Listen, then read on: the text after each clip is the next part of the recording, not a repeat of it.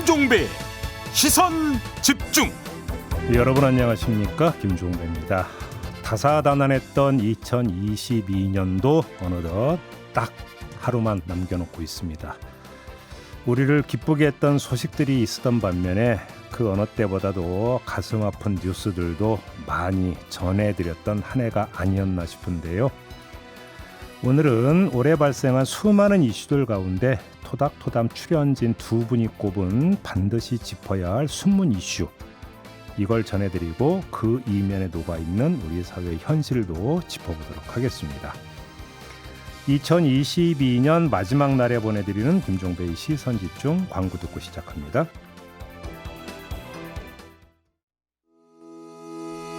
시선집중은 촌철님들의 다양한 목소리를 기다립니다. 짧은 건 50원, 긴 건 100원인 문자메시지 샵 8001번, 스마트 라디오 미니와 유튜브 라이브로도 시선집중과 함께하실 수 있습니다.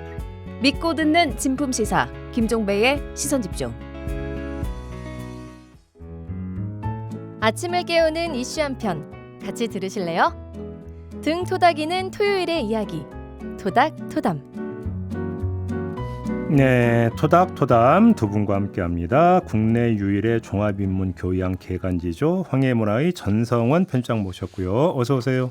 네, 안녕하세요. 전성원입니다. 그리고 손의정 영화평론가 모셨습니다. 어서 오세요. 네, 안녕하세요. 네, 2022년 마지막 날입니다. 두 분 소감이 어떠십니까? 와, 시간이 정말 빨리 가는구나. 그래요. 네. 뭐 너무 간단하잖아요, 지금. 우리 전성원 편집장님은. 시간이 정말 빨리 가는구나. 저도 그 생각했습니다. 뭐야? 우리 전성원 편집장님 혹시 어제 무슨 뭐 큰일 치르셨어요? 우리 제작진이 그런 얘기거든요. 요새 날씨 춥고 그런데 이사를 했습니다. 네, 이사를 해서 이삿짐 정리하다가 나왔습니다. 이사 갔다면 이제 그 다음에 꼭 그러니까 추가 질문 이렇게 나오잖아요. 어떻게 넓혀 가셨습니까? 아니요, 저는 그냥 옆으로. 네. 옆으로? 네. 수평 이동하신 겁니까? 네. 알겠습니다. 그러면 올 한 해를 이사로 마무리하시는 거네. 그렇죠. 손의정 평론가는 어떻게 좀 그 마무리 뭐 특별한 이벤트는 없었습니까? 저는 매 연말에 하는 일이 있는데요. 청소하고요. 네. 새해를 새 마음 새 뜻으로 맞기에 청소를 하고 네. 올해 마지막 영화를 한 편 보고 오. 12시가 딱 되면 제아의 종소리를 듣는 게 매해 하는 일이거든요. 그러면 그 보통 이제 한 해의 마지막 영화는 주로 어떤 장르를 고르십니까? 뭐 좀 보기 따뜻한 영화 이런 걸 역시. 고르기도 하는데 뭐 올해 화제작이었는데 못 봤던 영화 이런 걸 고르기도 하고요. 알겠습니다. 참 2022년 마지막 날에 보내드리는 토닥토담인데요. 조금 전에 말씀을 드린 것처럼 오늘 토닥토담은 어찌 보면 사람들의 관심을 받았을 수도 있고 못 받았을 수도 있지만 정말 꼭 짚어야 되는 이슈, 뉴스 하나씩을 두 분께 좀 뽑아달라 이렇게 저희가 부탁을 드렸거든요. 그 얘기를 좀 꾸며보려고 하는데 먼저 전성원 편집장께서 꼭 짚고 넘어가야 될 이슈로 꼽은 그거부터 한번 좀 얘기를 해봤으면 좋겠는데 일단 오디오로 듣고 이야기 나눠보겠습니다. 밤사이 수도권 등 중부지방을 강타한 폭우로 순식간에 집 천장까지 빗물이 들이치면서 지금껏 겪어보지 못했던 많은 양의 비가 내렸습니다. 넘쳐서 잠기고 멈추고 무너졌습니다. 서울 신림동에 있는 반지하 주택이 잠기면서 일가족 3명이 숨졌다는 안타까운 소식을 전해드렸죠. 이렇게 기록적인 폭우는 어김없이 우리 사회 가장 낮은 곳에 있는 취약계층들에게 치명적이었습니다. 집중호우 속에 순식간에 천장까지 물이 들이찬 서울 관악구의 반지하 주택. 그 안에 살던 40대 발달장애인 여성과 여동생의 10대 딸은 빠져나올 수 없었습니다. 집중호우는 반지하를 가장 먼저 아프게 덮쳤습니다.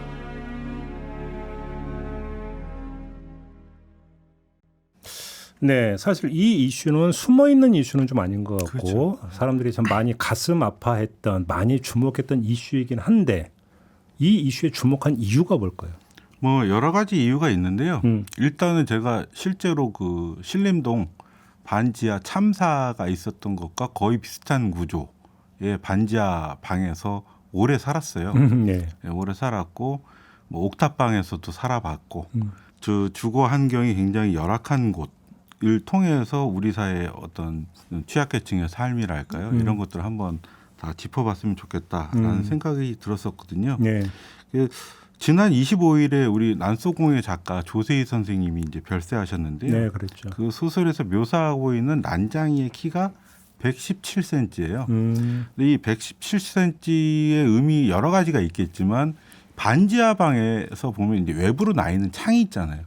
그 창에서 외부를 바라보고 있으면 내가 그 난장이가 된 기분이 딱 들거든요. 어허, 예. 그렇죠. 정말 남의 발, 뭐 무릎 정도만 보이고 그 와서 뭐 소변 보는 사람, 뭐 아니면 그 발걸음에서 이 소리들 이런 것들이 다 들리는데 실제로 2020년 통계청 그 인구주택 총조사 따르면은 서울, 경기, 인천 지역에 이제 전국의 반지하 거주자의 90%가 모여 살고 있고요.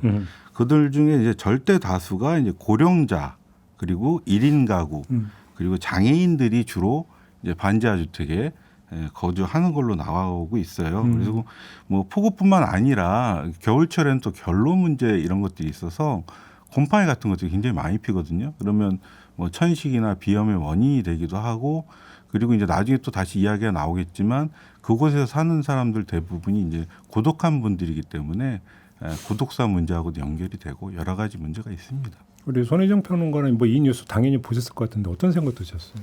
그러니까 사실은 이제 이런 식의 참사를 보면 집이라고 하는 게 사실 우리를 보호해주고 우리를 따뜻하게 감싸줘야 하는 곳인데 지금 대한민국에서 집이라고 하는 공간은 오히려 사람들을 위험으로 내몰고 있고 한편은 불행하게 만드는 근원이 되고 있구나.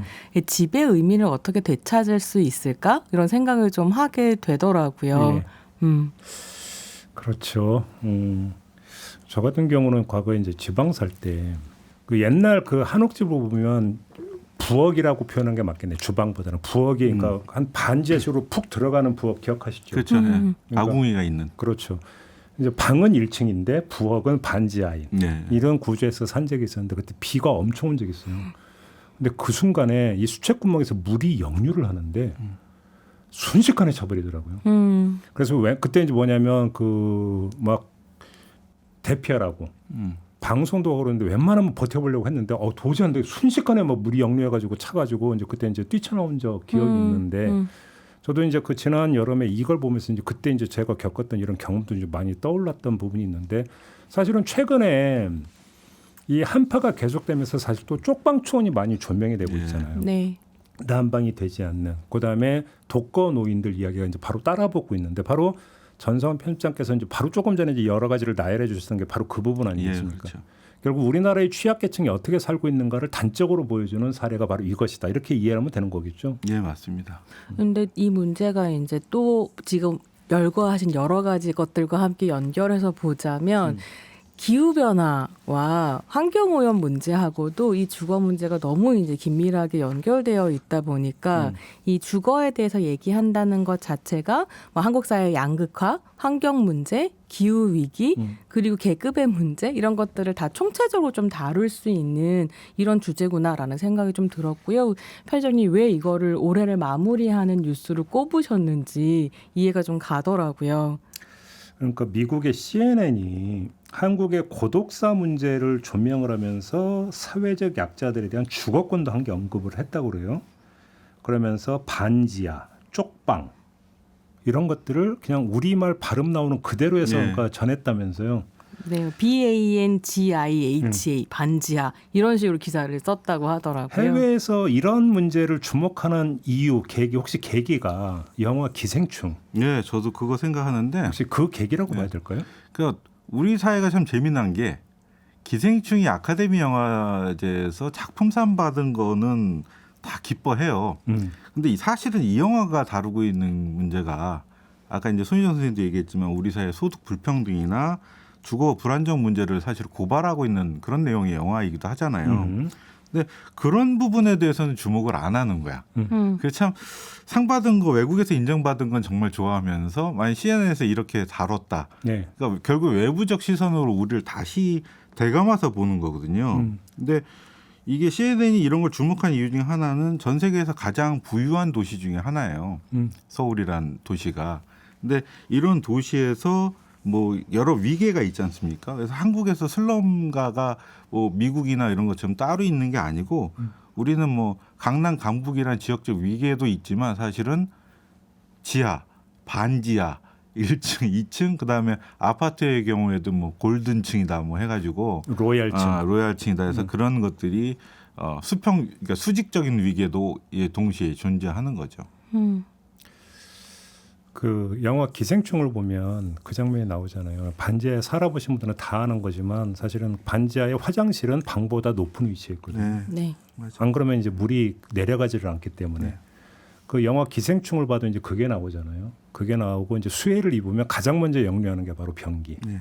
여기부터 역류하고 이런 것들이 나오는 거고 결국 여기서 나오는 것들이 인간으로서 어떤 그 누려야 되는 최소한의 주거 요건이라는 게 있어요. 아마 우리나라 법에도 아마 그게 나와 있는 걸로 저는 알고 있는데 이것조차 지켜지지 않는 구현되지 않는 부분들.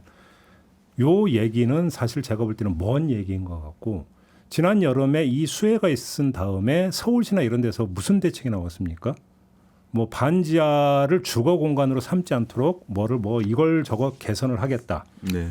이런 이야기 많이 나왔고 그러면 그게 내년 예산안에 당연히 반영이 돼야 되는데 반영이 되지 않아 버리고 오히려 공공임대주택 예산이 올해보다 5조 원 이상 삭감이 됐다. 그럼 도대체 그러면 정치나 행정은 어느 쪽으로 가고 있는 거냐? 이 얘기를 안 할 수가 없는 거죠. 네.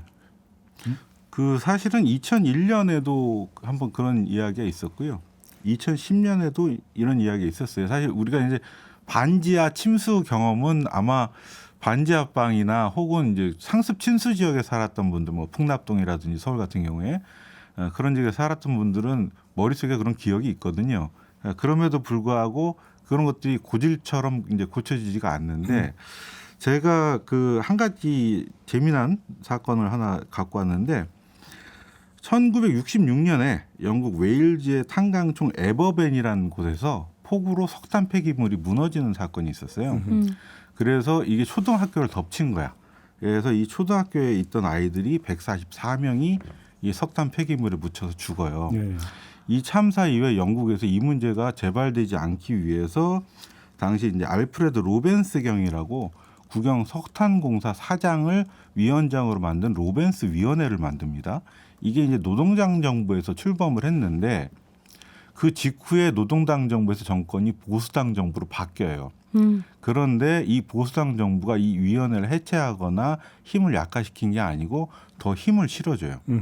그래서 이 로벤스 위원회가 이후에 이 로벤스 리포트, 그러니까 로벤스 보고서를 내는데 그러니까 총체적으로 우리가 어떻게 이 사회를 안전하게 만들 것이냐 해서 만들어진 법이 일터안전보건법입니다. 근데 이 법은 언제 만들어지냐면 보수당 정권에서 노동당 정권으로 바뀐 뒤에 만들어져요. 그러니까 정권이 어느 정권으로 바뀌느냐와 상관없이 사회 안전은 모든 정치권의 의무이자 책임이라는 것을 보여주죠.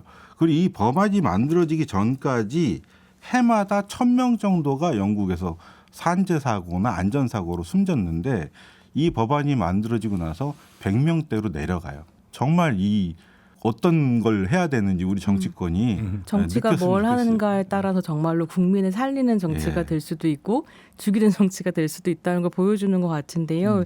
이게 이제 어쨌든 반지하에서 가족이 사망하는 사건 이후에 진짜 반지하 없애겠다 그리고 관련된 예산을 늘리겠다라고 얘기를 했었지만 그 이후에 이제 정부에서 발표한 예산안을 보면 말씀하신 것처럼 5조 정도의 예산이 줄어들게 되는데 핵심적으로 줄어든 게 다가구 매입 임대주택 예산하고 전세 임대주택 예산이라고 하거든요. 이게 합쳐서 한 5조 정도가 줄게 되는데 지금 당장 반지하에 있는 사람들을 거기에서 끄집어내겠다라고 얘기를 하지만 어디로 가게 해주겠다라는 계획이 없는 상태에서 없죠. 집을 지어서 주겠다라고 하는 건 너무 오랜 시간이 걸리는 건데 이게 이제 다가구 매입 임대주택이라고 하는 건 이미 지어져 있는 집을 구매해서 국가가 임대로 하는 걸 이제 진행하겠다라는 예산이었던 건데 이거 없애고 1조 정도 느는 예산이 있는데요. 이게 뭐냐면 융자를 해주는 예산이거든요.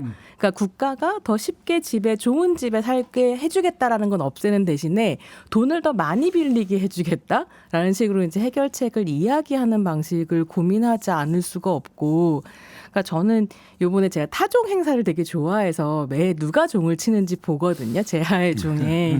예, 저의 이제 1년을 마무리하는 어떤 의례 같은 거기도 하니까요. 근데 이번에 누가 들어가 있냐면 막 홍수 났을 때 배수구를 뚫어서 시민들의 위험에서 구한 강남 순환도로 의인이라고 불리는 최영진 씨가 들어가 계세요.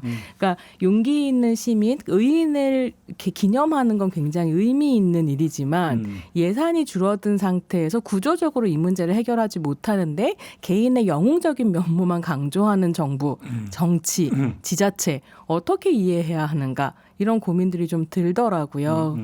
그래서 이게 고독사와 쪽방의 문제, 반지하의 문제가 연결되어 있다는 건 전 이 기사를 보면서 약간 고독의 문제를 좀 생각하게 됐거든요. 그러니까 혼자 있는 죽음인 거잖아요. 그러니까 사회가 사라진 사회에서, 그러니까 세상에서 얼마나 사람이 고독하고 외로운가 뭐 이런 고민도 함께 해볼 수 있는 일인 것 같기도 합니다.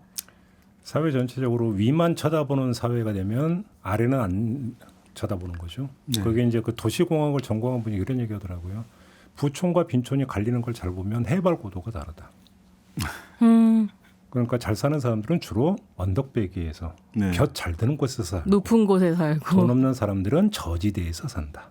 그 말씀하시니까 생각이 나는데 영국의 대표적인 빈민촌, 그러니까 못 사는 동네가 이스트엔드라고 하잖아요. 그리고 잘 사는 사람들은 웨스트 지역에 살거든요. 우리는 강남 강북으로 위아래로 됐지만 왜 이스트엔드에 못 사는 사람들이 사는지 혹시 아세요?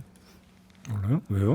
과거에는 석탄 연료를 뗐었잖아요. 런던이 초기에 산업혁명할 때. 근데 거기 편서풍 지역이기 때문에 이 스모그 연기가 다 동쪽으로 가는 거예요.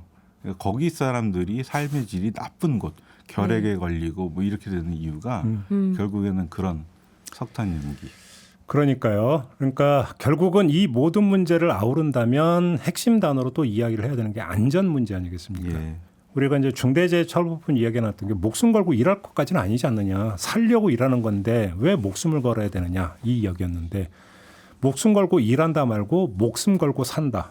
주거의 개념에서. 이거는 좀 아니지 않느냐. 결국은 귀착되는 문제는 안전사회라는 얘기로 다시 연결이 될 수가 있을 것 같은데 이게 내년이라고 나아질 것이냐라고 하는 문제에 좀 봉착하는 거 아니겠습니까? 제가 아주 어렸을 때 그러니까 버스에 타면 그 버스 기사님들의 창가에 그 어린 소녀가 두 손 모아서 기도를 하는 지금도 제가 손을 모으고 있는데 택시 타면 항상 택시에도 달려있고. 있고 거기 예. 뭐라고 쓰여 있냐면 오늘도 무사히라고 돼 있거든요.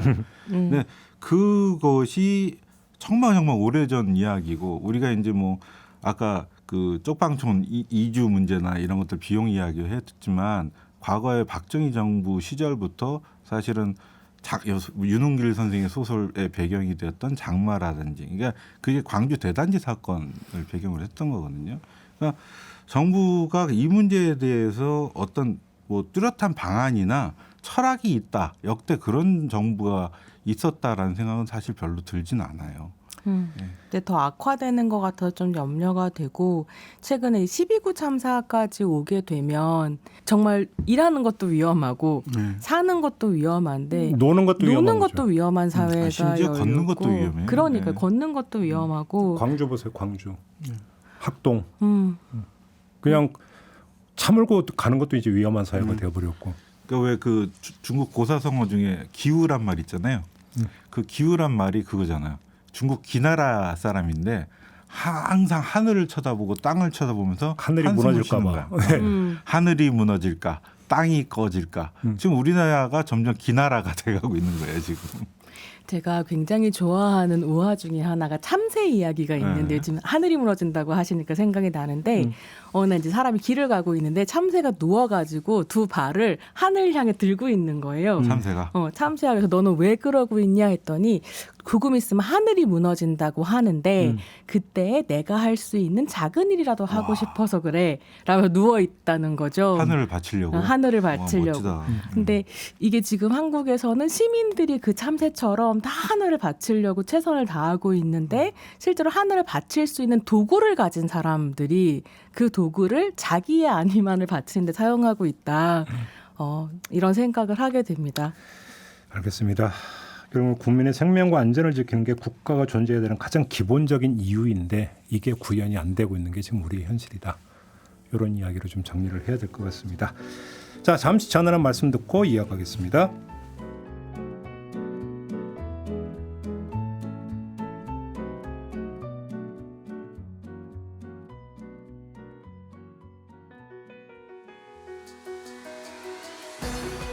함께 가야 할 길을 묻습니다.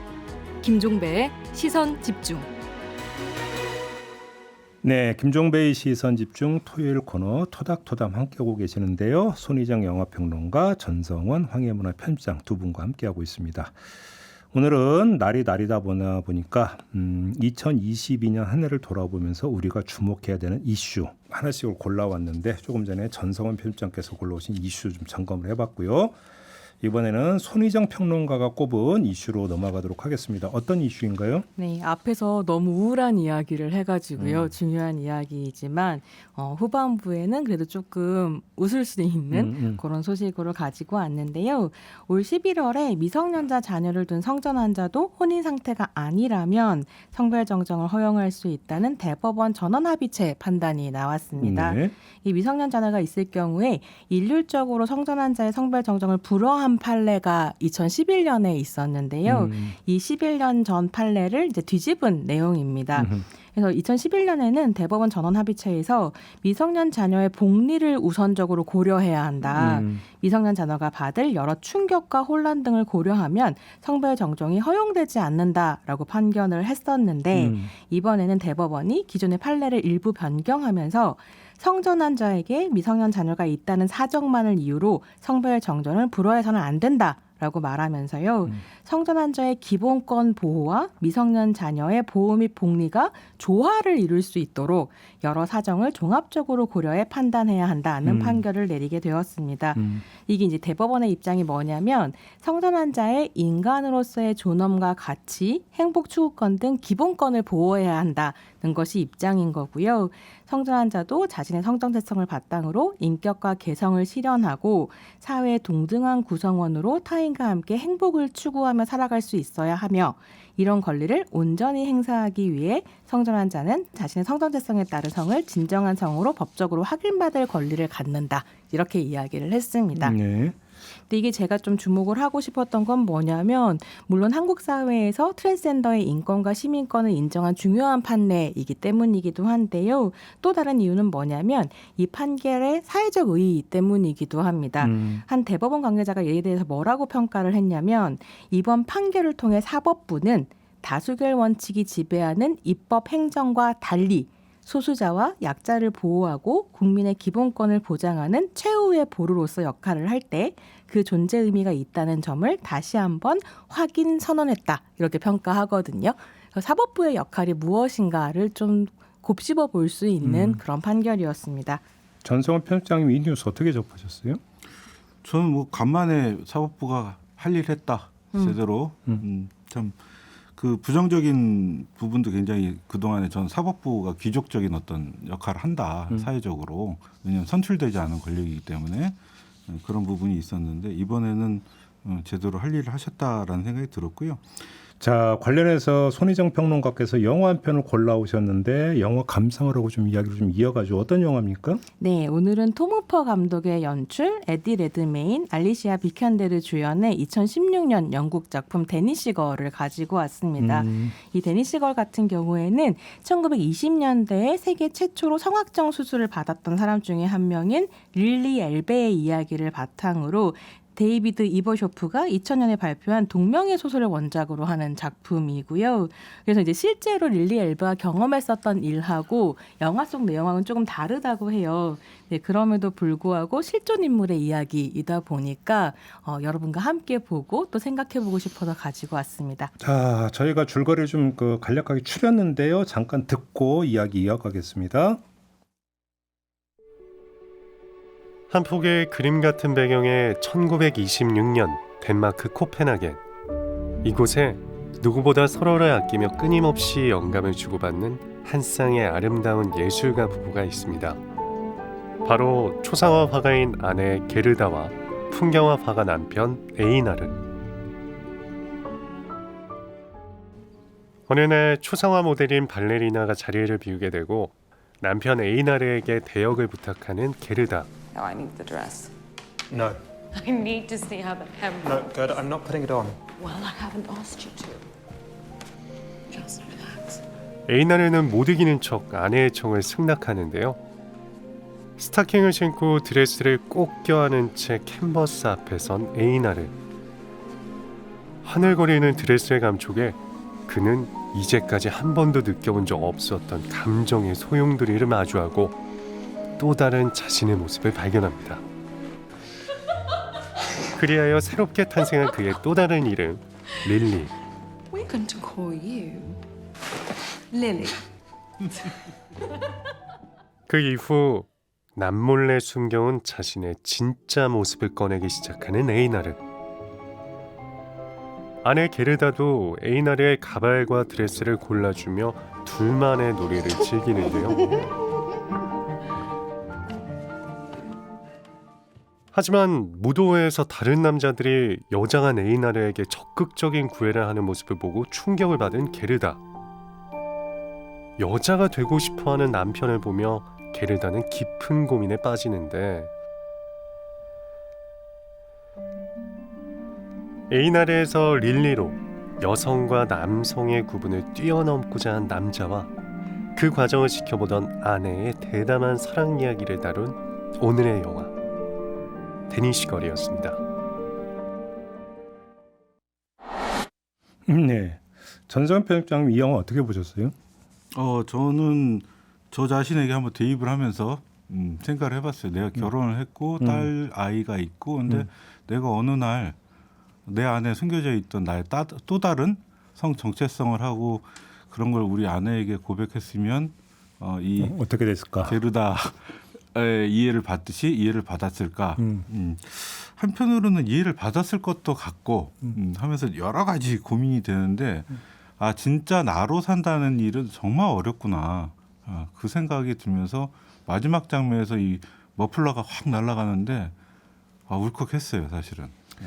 이 영화를 직접 고르신 손희정 평론가는 어디에 꽂혀서 이 영화를 고르셨습니까? 그러니까 저는 사실은 영화도 너무 좋아하고 레드 에드메인의 연기도 굉장히 좋아하지만 아까 이제 말씀드렸었던 것처럼 이 영화가 실존 인물을 주인공으로 하고 있다라는 점인데요. 이 릴리 엘베 같은 경우에는 이 사람을 수술해 줬었던 이제 의사가 등장을 하는데 이 의사가 사실은 굉장히 흥미로운 논의를 한 사람이에요. 이 사람 무슨 얘기를 하는 사람이냐면 이 세계의 성이라고 하는 건 남자, 여자, 이성에 딱 이런 식으로 두 개만 있는 것이 아니라 셀 수 없이 많고 많은 사람들에게 여성성과 남성성과 중간자적인 어떤 성격들이 다 있다. 그래서 모든 사람은 사실은 성적 중간자다 이런 얘기를 하거든요. 그래서 이 사람 자체가 성별 정체성이 어떤 스펙트럼이나 성적인 어떤 취향 같은 있잖아요. 이런 것들을 다 이제 모아가지고 세는데 4천만 개 이상까지 이제 성별 정체성을 세다가. 근데 그 다양한 성별 정체성이 있다는 게 우리가 이제 흔히 그런 얘기잖아요. 사람이 나이가 먹으면 남자는 여성화되고 여성은 남성화된다. 혹시 이런 이야기까지 포함이 되는 걸까요? 아, 그거는 그런 식의 이야기까지 사실은 그 얘기 자체는 여성과 남성이 확정되어 있는데 뭐 호르몬에 따라서 좀 달라진다 이런 식의 이야기인데요. 기본적으로 이런 퀴어의 존재론을 고민하는 사람들의 문제의식은 뭐냐면 남자됨과 여자됨에 본능과 본질이 있는 것은 아니다라는 이야기를 계속 하는 거거든요. 다시 이야기를 정리를 하면 사실은 그렇게 성별 이분법에 딱 맞지 않은 다양한 존재들이 있고 그 존재들이 자신의 삶을 인정하고 권리를 누리며 살아갈 수 있도록 사실 제도적으로 보장을 해줘야 된다. 이런 이야기들을 좀 고민하게 되는 거죠. 근데 이 영화 말고 뭐 소개하고 싶으신 한국 다큐멘터리가 있다고 전해드렸는데 어떤 거예요? 네, 이게 데니시걸이 또 너무 해외 작품이다 보니까 그래서 한국 다큐멘터리를 한 편 가지고 왔어요. 변규리 감독의 다큐멘터리인데요. 너에게 가는 길이라는 작품입니다. 제가 2021년 12월 29일에 개인 SNS에 뭐라고 올렸었냐면 한 해를 마무리하기에 딱 좋은 가족 영화 라고 이제 소개를 하면서 이 작품 포스터를 올렸더라고요. 그래서 사실 굉장히 따뜻한 가족 영화라고 할 수 있는데요.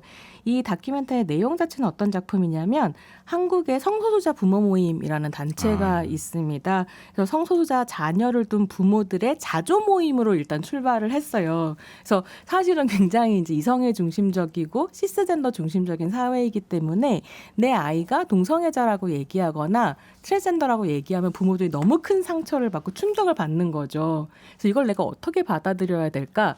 또 아이와의 관계는 어떻게 가져가야 될까? 뭐 이런 것들을 생각하면서 자조 모임을 만들었는데 이 자조 모임으로부터 지금 이제 한국에서 굉장히 활발하게 활동하는 성소수자 인권단체가 됐거든요. 근데 여기에서 활동을 하시는 이제 두 분의 어머니가 주인공으로 등장을 해요. 근데 그 주인공이 어떤 분들이냐면 트랜스젠더 아들을 둔 소방관인 나비라는 어머니하고요. 그다음에 게이 아들을 둔 항공승무원인 비비안 님이 이제 주인공이고요. 이 두 분이 자신의 아들을 이해하고 가족을 새롭게 만들어가는 이런 과정을 다루고 있습니다. 근데 뭐 꼭 그 영화에 의지하지 않더라도 저희가 이제 그 고 변희수 하사 건이 있잖아요. 결국은 고인을 죽음으로까지 내몬 사회적 분위기라고 할까요?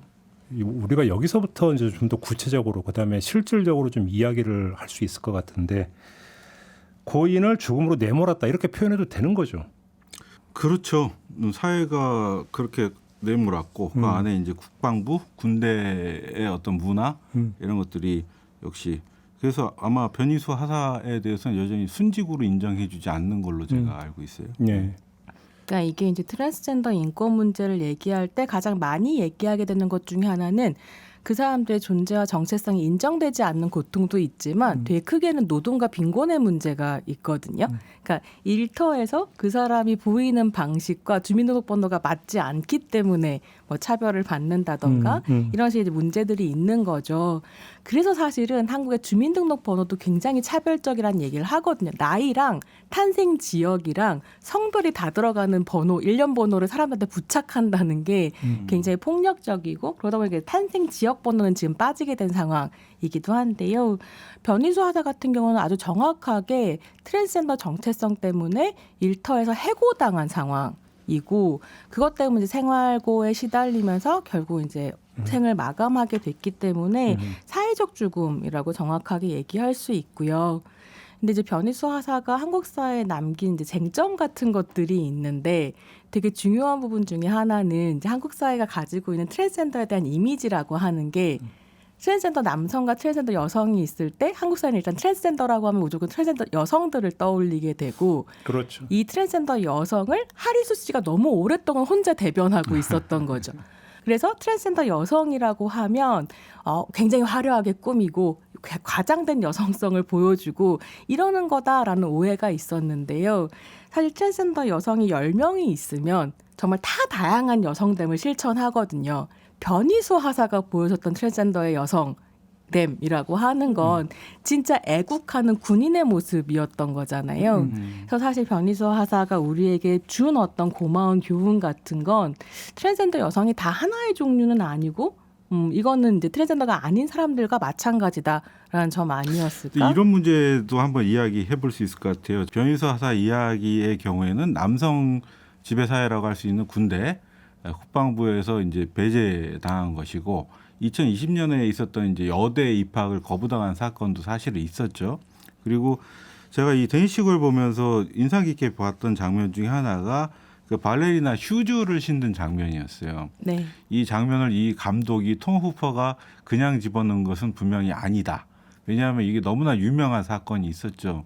글로리아 스타이넘이라고 이 여성, 그러니까 페미니스트 운동의 굉장히 중요한 인물이죠. 글로리아 스타이넘이 트랜스젠더에 대해서 굉장히 배제적인 발언을 했었잖아요. 그때 발언을 어떻게 했냐면 신발이 맞지 않는다고 발을 바꿔야 하냐 하면서 그 페미니즘 진영 내부에서 사실은 이 트랜스젠더에 대해서 굉장히 배타적인 입장을 드러낸 사건이 있었거든요. 물론 이후에 입장을 바꾸긴 했지만 이런 부분, 그러니까 여성 내부에서 트랜스젠더를 바라보는 시선 굉장히 중요한 부분이라 저는 생각하는데요. 사실은 어떻게 보면 이게 이제 비트랜스젠더 중심 혹은 시스젠더 중심의 사회에서 트랜스젠더 여성이 등장을 하면 이렇게 얘기하잖아요. 진짜 여자보다 더 진짜 같은 뭐 남자가 등장했다라든지 그게 이제 뭐, 하리수 씨 같은 예, 케이스인 이런 거죠. 식으로 이제 이야기를 하면서 사실은 트랜스젠더 여성이 어떤 전통적인 여성성을 벗어나서 자기됨을 실천하려고 하는 페미니스트들에게 반론을 제기하는 증거처럼 이해가 되거나 페미니즘이나 여권운동을 퇴보시킨다 이런 식의 오해를 하기도 하는데요. 여기에는 여러 가지 고민들을 좀 해볼 필요가 있을 것 같기는 해요. 아무튼 이제 그 사회 전반적으로 어떤 인식을 가지고 어떻게 접근할 것인가의 문제가 좀 있을 것 같은데 요 얘기를 하다 보면 결국 귀착되는 문제는 지금 차별금지법 제정 문제로 이제 귀착이 되는 부분이 있어요. 근데 사회에서는 계속 어떤 제정 목소리가 나오고 있지만 정치권은 요지부동이다. 이 현상을 어떻게 지켜보고 계십니까? 손희정 평론가께서는. 사실 이게 차별금지법 이야기가 나올 때마다 정치인들이 사회적 합의가 필요하다라는 이야기를 하고 차별금지법을 제정하지 않는 제일 중요한 이유는 성별 정체성과 성적 지향 부분 때문이기도 하거든요.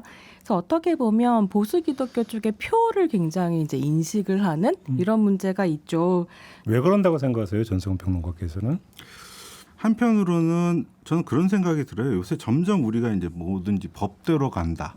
뭘 하기 위해서는 입법 과정이 반드시 필요하다. 이런 식으로 이야기하는데 따지고 보면 아마 지금도 이제 국정조사나 여러 가지 조사들을 하고 있지만 결과적으로 뭔가 책임져야 될 사람들은 법을 면피 삼아서 도망가거든요. 근데 시민사회가 이걸 다 법 이렇게 가야 되는가? 결국에는 법 위에 정치가 있으면 우리가 보여줘야 될 때가 아닌가? 저는 그런 생각이 근데 이제 듭니다. 조금 전에 뭐 손희정 평론가께서는 이제 기독교계의 반대 이런 말씀을 하셨는데 저게 여기서 아주 단순하면서도 어리석을 수도 있는 질문을 하나를 드리면 오히려 서구 사회는 기독 문화권이잖아요. 그렇지 않습니까? 근데 오히려 어떤 그거에 어떤 포용력이라고 하는 게 우리보다 더 지금 앞서 나가고 있지 않습니까? 어떻게 해석을 해야 되는 걸까요, 이거를? 그러니까 사실은 교리에 따라서 동성애에 반대한다라고 이야기를 하면 사실 이제 그 교리들을 잘 알고 있는 이제 퀴어적인 목사님들께서는 뭐라고 얘기하시냐면 그러면 돼지고기는 왜 먹고 노예제는 어떻게 할 거냐 뭐 이런 식의 이야기를 하는데요. 그러니까 어떻게 보면 성경에 있는 말씀을 굉장히 입맛에 따라서 해석하는 한국의 문화라고 하는 걸 좀 고민하게 되고 기독교인들이 다 그런 게 아니라 일부 기독교인들이 이런 이야기를 할 때 되게 중요한 건 미국의 근본주의자들의 목소리가 한국으로 이제 수입되어 들어오면서 훨씬 더 동성애에 대한 비판이 커졌다라고 하는 걸 좀 보는 것이 필요하지 않을까 싶습니다. 자, 전성훈 편집자께서 오늘 이 지금 두 가지 이슈를 다뤄봤는데 네. 이 두 가지 이슈에서 드러나는 공통된 문제점이 있다. 이런 말씀을 하셨고 그걸 관통하는 책을 한 권 골라오셨다고 하는데 어떤 겁니까? 그 책 제목이요. 왜 어떤 정치인은 다른 정치인보다 해로운가 해서 정치와 죽음의 관계를 밝힌 정신의학자의 충격적 보고서라는 부제가 있는 책이에요. 이 책을 쓴 사람은 미국의 정신과 의사이자 사회심리학자인 제임스 길리건이라는 사람인데 이분이 이제 미국 사회에서 살인범죄, 자살률 뭐 이런 것들이 왜 이렇게 높아지고 들쭉날쭉하는 통계를 좀 봤어요. 그래서 1900년부터 2007년까지 굉장히 긴 시간 텀을 두고 본 셈인데 100년 넘게 이제 본 거죠. 그러면서 살펴본 결과 보수 정권이 집권을 했을 때 범죄율과 자살률이 현격하게 높아지는 현상이 나타나더라. 그 이유가 뭐냐 했더니 그 근본적 원인은 한마디로 불평등이었던 거예요. 그래서 불평등에 의해서 가난에 시달리다가 타인을 죽이면 살인 범죄가 되는 거고 그 불평등에 시달리다가 자기 스스로 목숨을 끊으면 자살률이 높아지는 거죠. 네. 그 핵심은 결국에 그 불평등에 있는 거고 그 불평등을 강화하는 측이 누구냐 하면 결국에 미국의 경우에 이제 공화당 정부가 집권했을 때 그것들이 현격하게 높아지더라 이런 이야기를 하는데 이걸 한국 사회에 적응을 해보니까 2008년에서 이명박 정부 때 산재 사망 사고율이 가장 높았어요. 가장 높았고 2014년 갑자기 큰 폭으로 하락을 해요. 왜 그랬냐 했더니 세월호 참사 이후에 우리 사회가 갑자기 안전 문제에 모든 사람들이 관심을 쏟은 거야. 그래서 그때 정말 놀라울 정도로 떨어지거든요. 1,000명 정도가 한 해에 돌아가셨었는데 그게 100명 단위로 갑자기 한 해에 내려가요. 그리고 나서 다시 높아지고 또 이제 문재인 정부 들어서 조금씩 내려가는 추세를 보였는데 결국에 이거는 사회가 안전 문제나 어떤 산업 문제, 그러니까 산업재해 이런 것들에 대해서 관심을 보일 때 비로소 더 많은 사람을 살릴 수 있다. 이런 증거라고 생각을 합니다. 어떤 사회학자가 이런 얘기를 했었죠. 그러니까 진보 정권과 보수 정권에 있어서 안전과 자유라고는 두 개의 축을 놓고 정권이 갈리면서 진자 운동을 한다. 시계 주자로 왔다 갔다 한다. 그러니까 뭐 진보 정권은 가끔 상대적으로 안전이라고 하는 문제에 방점을 찍고 정책적으로, 보수 정권은 자유라고 하는 데 방점을 찍다 보니까 정책의 어떤 주안점이 바뀌고 이러면서 안전 문제가 주되게 올라갔다가 또 나중에 와서는 바뀌고 이런 현상들이 반복된다라는 이야기를 했는데, 근데 자유를 아무리 강조하더라도 죽음을 방치할 자유를 이야기하는 건 아니지 않습니까? 그렇죠. 이거는 아니다라는 얘기를 좀 많이 들을 것 같고, 지금 두 분이 꼽아오신 이슈를 굳이 좀 기계적으로 한다면 우리 사회의 어떤 약자의 문제, 소수자의 문제, 이것들을 어떻게 다룰 것인가의 문제 있는데, 여기서 공존 공생의 여지라고 하는 것들이 참으로 너무나 없는 각박한 사회다. 그리고 참 몰인정한 사회다. 이런 얘기를 좀 안 할 수가 없을 것 같아요. 제가 저 책을 되게 재미있게 읽었었는데 왜 어떤 정치인은 더 해로운가? 근데 그 논의에서 되게 중요한 것 중에 또 하나는 뭐냐면, 그러니까 수치심이 사람을 죽음으로 내몬다는 거거든요. 그러니까 불평등을 다루는 방식 안에서 복지를 원하는 사람을 거짓 취급한다든지, 그렇죠. 아니면 좀 더 다른 정체성을 가진 사람을 비정상 취급한다든지, 그러니까 이런 식으로 수치심을 강요하는 사회에서는 안전도 없고 사실 자유도 없다. 이런 생각을 오늘 좀 하게 되는 것 같습니다. 그러니까 정상이라는 단어가 스스럼 없이 운이 되는 사회는 뭔가 좀 문제가 있는 사회다. 이런 얘기를 누군가 한 적이 있죠. 마지막으로 딱 한 말씀 드리고 싶은 게 있어요. 그 앞서 제가 로벤스 보고서 이야기했잖아요. 그 로벤스 보고서 이후에 이제 그 일터 안전 보호법이 이제 영국에서 제정이 되는데, 이게 규제가 엄청나게 많은 법이 아니에요. 일터에서 자율적으로 규제하도록 이렇게 제정이 돼 있어요. 뭐냐면 법조항으로 타율 규제가 들어가면 어느 부분에서는 법을 대로 했는데 사고가 났다. 그래서 난 책임이 없다라는 거예요. 그게 아니고 자율 규제이고 결과를 놓고 이야기를 하는 거예요. 너희가 이 안전을 하기 위해서 얼마나 노력을 들였는가, 자율적으로 그 결과를 놓고 이야기를 할 때 결국에 그 사회가 사회적 합의도 필요하고 실제로 안전을 증진할 수 있는 그런 사회로 간다는 거죠. 알겠습니다. 이제 시간이 다 돼서 좀 마무리를 해야 될 텐데요. 두 분도 아무튼 이제 만 하루도 안 남은 거죠. 네. 한 해 마무리 잘 하시고, 그래도 오늘보다는 조금이라도 더 나은, 1mm라도 더 나은 내일을 기대를 하기 때문에 사는 거 아니겠습니까? 조금 더 나은 내일을 기약을 하면서 오늘 이야기 마무리하도록 하겠습니다. 두 분 수고하셨습니다. 네, 새해 복 많이 받으십시오. 네, 김종배의 시선집중, 오늘 준비한 이야기는 여기까지입니다. 자, 오늘은 2022년의 마지막 날이고 2022년의 시선집중 마지막 방송인데요. 자, 오늘 방송에서는 반지하 침수로 큰 피해를 입은 사회적 약자, 그리고 차별에 맞선 성소수자의 문제를 짚어봤는데요. 사실 이외에도 우리가 눈여겨봐야 할 문제들이 너무나 많습니다. 올 한 해 우리 여러분들의 기억에 가장 남는 뉴스는 무엇이었을지 궁금하네요. 자, 아무튼 새로운 한 해는 더 따뜻하고 함께 웃을 수 있는 이야기들로 가득 채워졌으면 좋겠다라는 이런 바람을 남기면서 오늘 방송 모두 마무리하도록 하겠습니다. 시선 집중은 내년에도 더 알찬 이야기들로 돌아오겠습니다. 우리 애청자 여러분들 감사드리고요. 새해 복 많이 받으십시오. Here's to the ones that we got. Cheers to the wish you were here, but you're not. 'Cause the drinks bring back all the memories of everything we've been